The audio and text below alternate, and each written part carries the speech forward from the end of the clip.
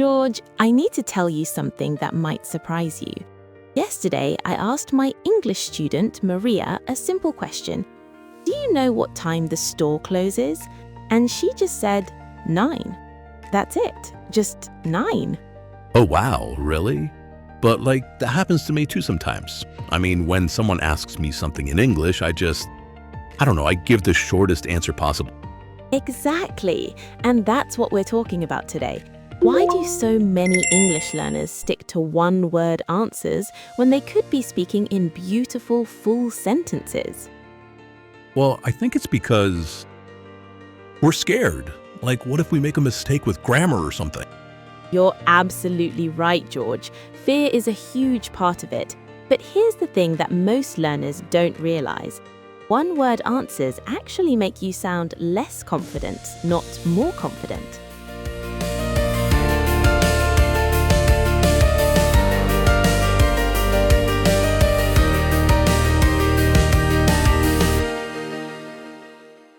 Really? I never thought about that. I always figured, if I keep it short, I can't mess up too badly. But think about it this way.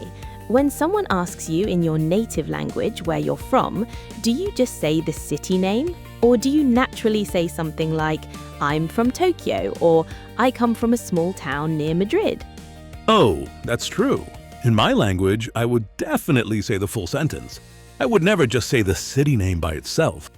Exactly. So why do we do it differently in English? The secret is learning to expand your answers naturally without overthinking the grammar. Okay, but how do we do that? What's the first step? Great question. Let's start with the most common one-word answers. George, imagine I ask you, are you hungry? What would you typically say? Yes. Perfect example.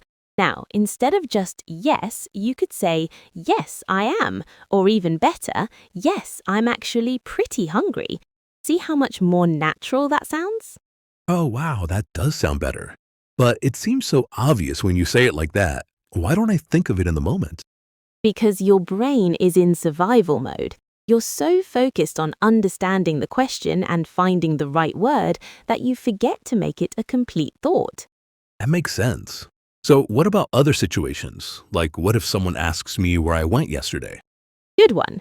So if someone asks where you went, instead of saying just the mall, you could say, I went to the mall, or I spent some time at the mall yesterday. But what if the question is more complicated? What if someone asks me what I think about something? Let's practice that right now. George, what do you think about this cold weather we're having? It's cold. Okay, that's the one-word trap right there. Try expanding it. Start with I think, or in my opinion, or I feel like. Right, okay. I think it's really cold. Actually, I think it's too cold for this time of year. There we go. That sounds so much more natural and confident. You're giving your opinion, not just stating a fact. This is actually really helpful. But what about work situations? Those make me even more nervous. Oh, work conversations are perfect for practicing this. Let's say your boss asks if you finished the report. Instead of just yes, you could say what? I finished it? Or maybe, yes, I completed it this morning. Excellent. Or you could even add a tiny bit more detail, like, yes, I finished it and sent it to your email. See how that shows you're proactive and professional. That's so much better than just saying yes. I always worry that my boss thinks I'm not engaged when I give short answers. And you're probably right to worry about that. Full sentences show you're thinking, you're engaged, and you're confident in your English. What about casual conversations with friends? Sometimes I feel like I'm being too formal if I speak in complete sentences. That's a common concern, but think about it this way. Even casual conversation uses full sentences in English. If a friend asks what you did last weekend, you wouldn't just say Netflix, right? Actually, I probably would say just Netflix. That's exactly what I do. Okay, but imagine how much better it sounds if you say, I just stayed home and watched Netflix all weekend. Or I had a lazy weekend with Netflix and takeouts. Oh, I see what you mean. It's not more formal, it's just more complete. More like how native speakers actually talk. Exactly. And here's another tip. You can use connecting words to make your answers even more natural. Words like because, so, but, and actually. Can you give me an example of that? Sure. Let's say someone asks if you liked the movie you saw. Instead of just good, you could say, it was good, but the ending was a bit confusing. Or, I actually really enjoyed it because the acting was amazing. Wow, that makes such a difference. It sounds like I actually have opinions and thoughts, not just basic reactions. That's the key, George. You do have opinions and thoughts. The goal is just to express them in English the same way you would in your native language. But what if I'm in a hurry? Sometimes one-word answers just seem faster. I understand that feeling, but here's the thing.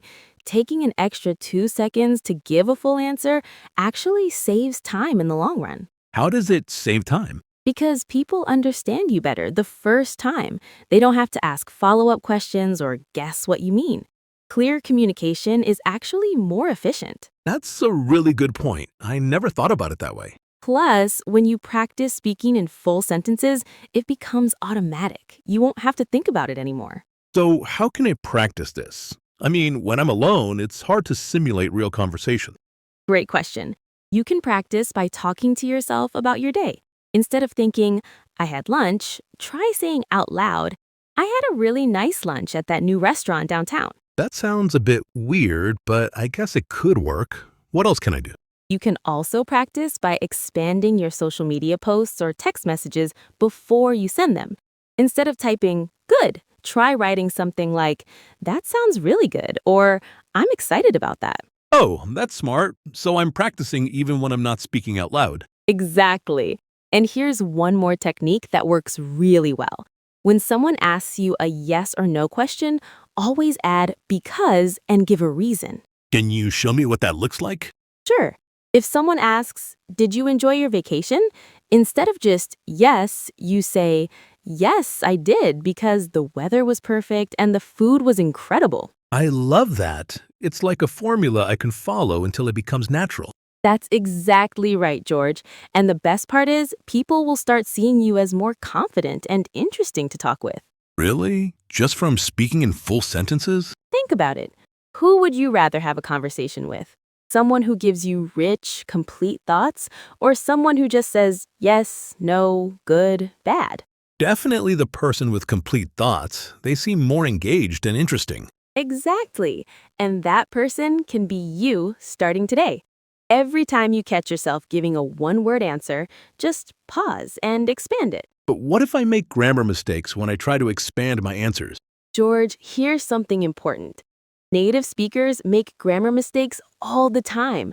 What matters most is communication and connection, not perfect grammar.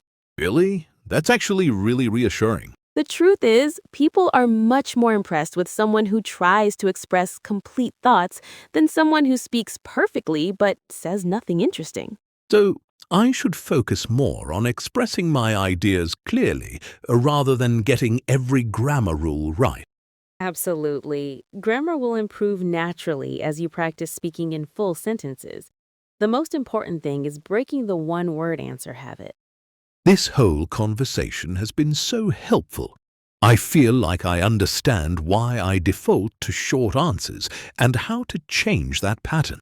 I'm so glad to hear that. And remember, this is a skill that improves quickly with practice.